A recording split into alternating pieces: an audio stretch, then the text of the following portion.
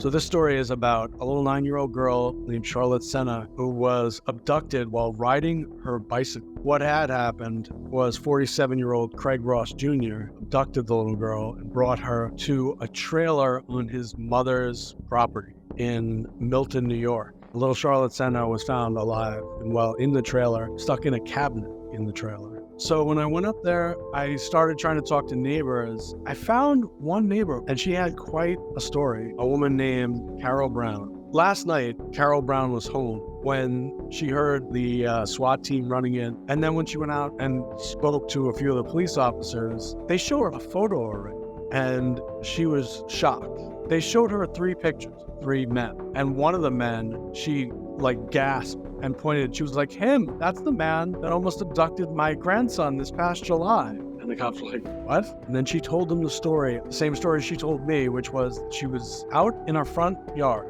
with her 10-year-old grandson, Braiden, and he was using the weed whacker. And she said, I'll be right back. I'm going to go turn on the hose spigot. And she went around the back of the house. And within a minute, she heard her dog freaking out, just going bananas.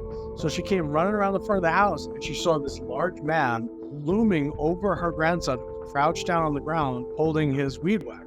And she ran up to him and said, hey, what's going on here? The man turned and looked at her, and he said, oh, I was just asking him if he could help me put the string in my weed whacker. I just got a new one. And she was like, let me go get my husband and he can help you. And the guy put up his hands and said, no, I'm good.